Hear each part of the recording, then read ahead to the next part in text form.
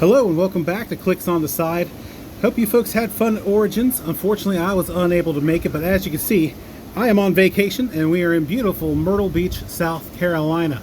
And while the wife and kiddos are down at the pool, I decided to go ahead and do something that helps me relax.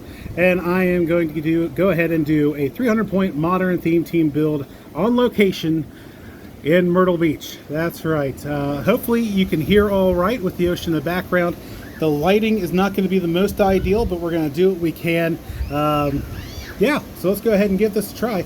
We're going to be doing a 300-point modern mystical team on the Marvel side, because there are a couple figures I've gotten recently that I really want to try out. And the first of those is my favorite Asgardian. We are going with Collector's Trove Chase, number 38. We have Loki. Like I said, hopefully he's showing up some there.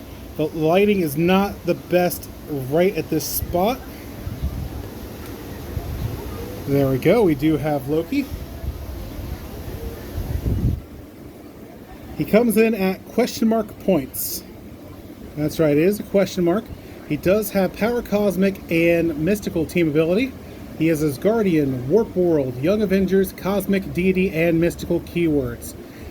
Does have a range of 6 with 3 targets, and that is a full on dial, no KO click. He just keeps going. And that's where his trait does come in. Gems are a god's best friend. During force construction, Loki costs 30 points for each gem token you give him, minimum 1, maximum 6. For each gem token given, you may add an Infinity Gem one-shot to your sideline without paying its cost. So for this team, he is going to be 90 points, and we are going to be adding 3 gems to him. I'm going to be doing the Mind Gem, the Power Gem, and the Soul Gem. To go ahead and buff him up.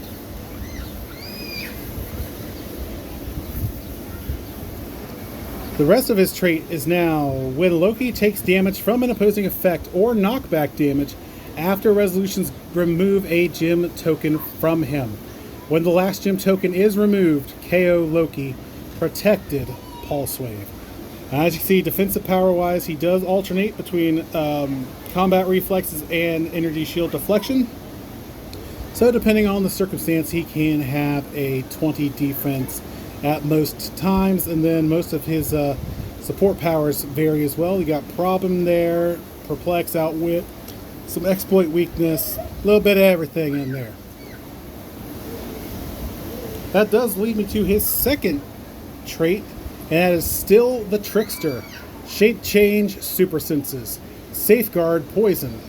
At the beginning of your turn, roll a d6 and deal Loki that much unavoidable damage. So that's how you get to his next click. You don't get to decide what click he's on, unfortunately, but still, most of them are pretty solid. Not bad for 90 points, but on top of that, I mentioned he is my favorite Asgardian, so of course we are going to give him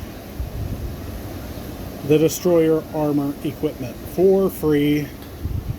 There we go. And we are going to pick option number 3 there for him to give him 2 defense, invuln, and that does also make him giant size. For free, had to do it. So now he's got a constant 20 defense with invuln, and he has a chance of that being bumped up even more based on the situation, depending on the energy shield deflection or the combat reflexes. Had to do it. Love Loki, and I'm glad we have this Loki in the game now. Especially, I love that he has the Young Avengers keyword. I'm hoping to get more Young Avengers soon. There aren't too many in the game right now, but looking forward to getting that team put together. Up next, if we're going to be doing Mystics, we might as well include the Sorcerer Supreme. That's right. From the Marvel's Next Phase set, we have number 51, Super Rare Wong. Cannot state how much I love this piece. Absolutely my favorite piece from that set. Might still be my current favorite, at least up to a super rare piece that I have. Comes in at 75 points. Has the Power Cosmic and Mystics team ability. Has the Avengers of Celebrity, Martial Artist, and Mystical keywords. Has a range of 4 with 1 target, and you get 8 clicks with that 75 points. And he does have a trait. I required a worthy opponent. If Wong is adjacent to exactly one opposing character and neither is adjacent to any other characters can't be moved or placed adjacent to either of them and can't target either of them. Perfect tie-up piece. I love what this Wong can do. Just great callback to She-Hulk and to Shang-Chi. Yeah, love this piece. But he does have a special movement ability, and that is Want Me to Show You How It Feels?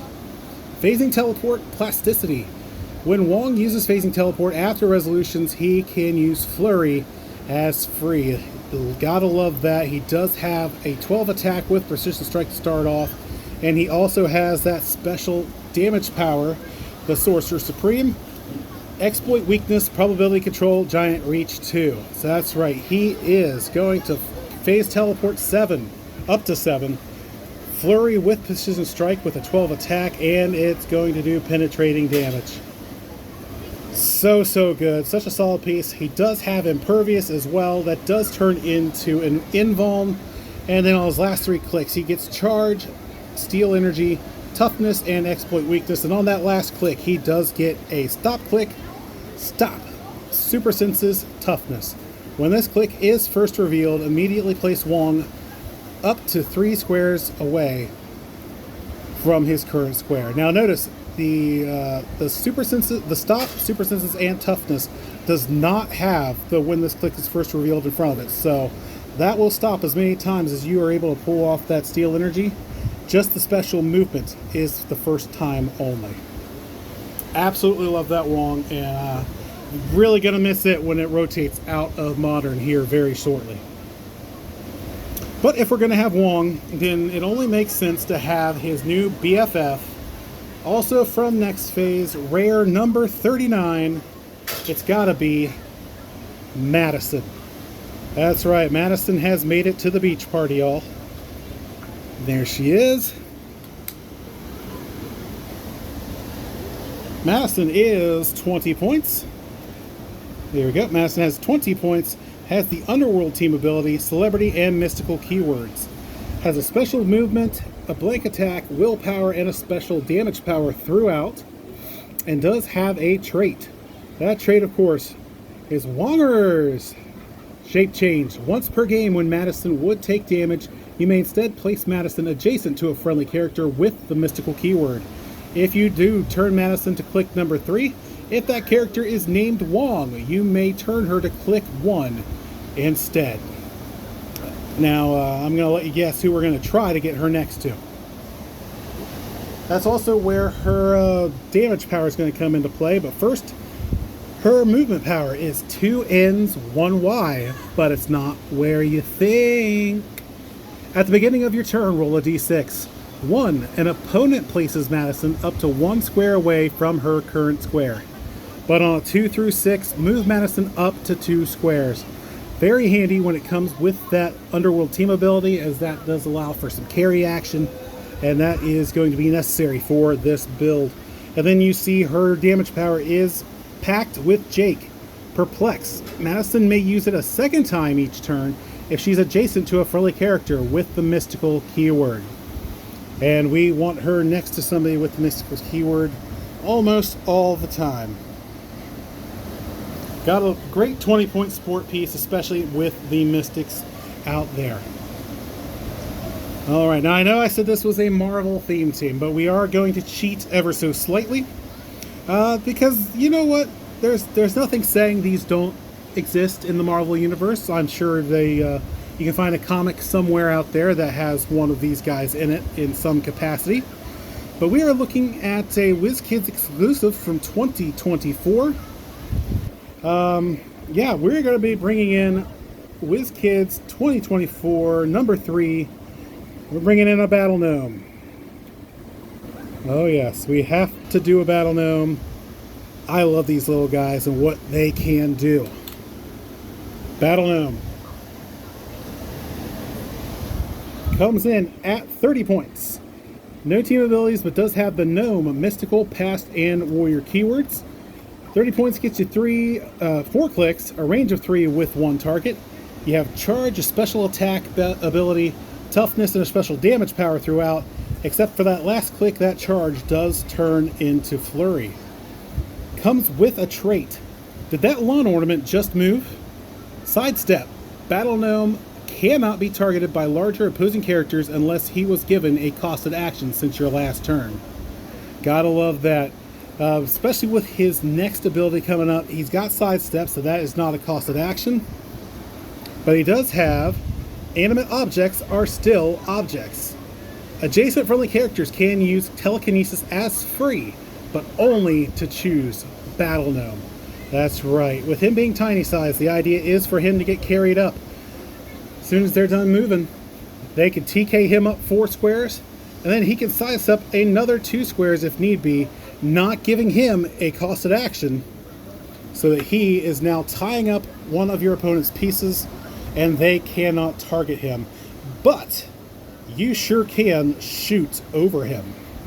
Absolutely love it. Absolutely love this Battle Gnome as a tie-up piece. In fact, something tells me you're going to see him again very soon.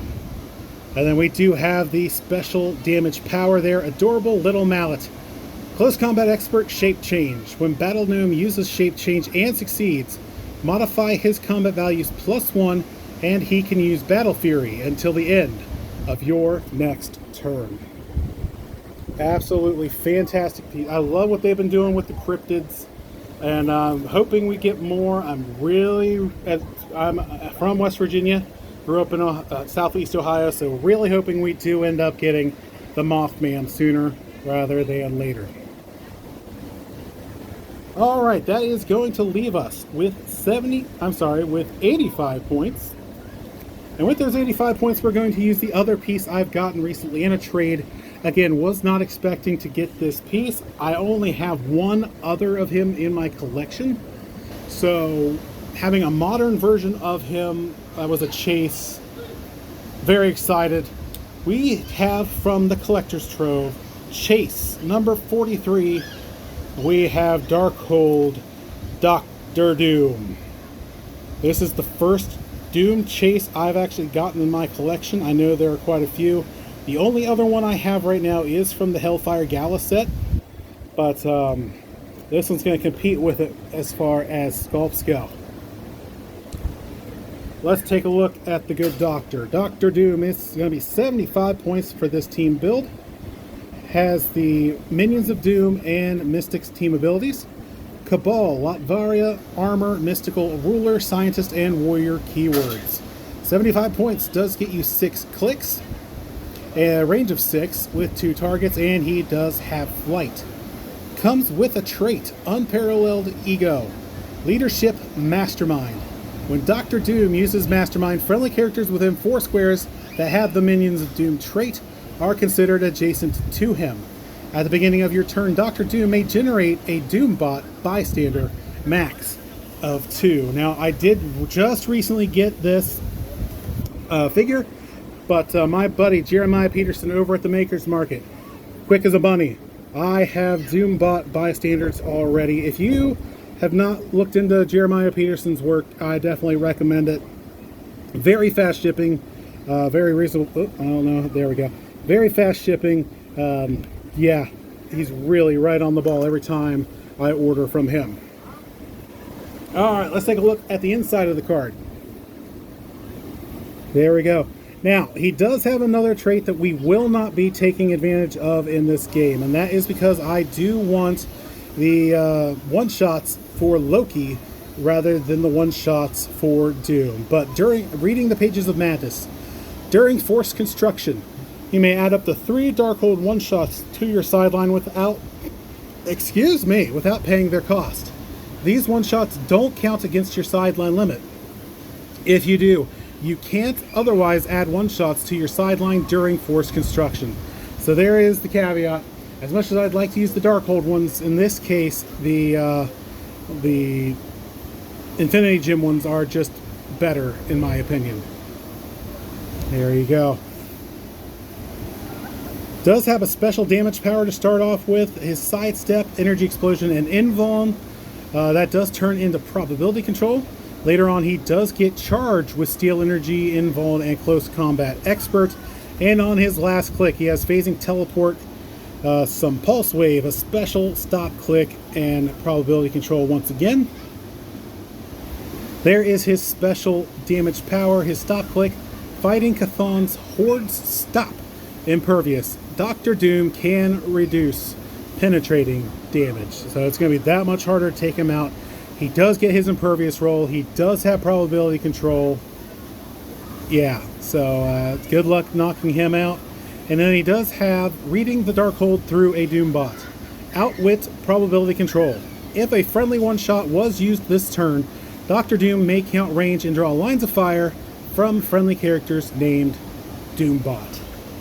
There you have it. We needed some Dr. Doom in our lives for this build, but we're going to make him just a little bit stronger. We had 10 points left, so we are going to go ahead and give him the Universal Weapon, which has the effect at the beginning of your turn. Choose a standard attack power to use until your next turn. So we'll probably start him off with some penetrating Psychic Blast. Later on, maybe some Steel Energy if he needs it on that last click. Lots of possibilities, maybe even some blades to go with that charge, Steel Energy, Close Combat Expert.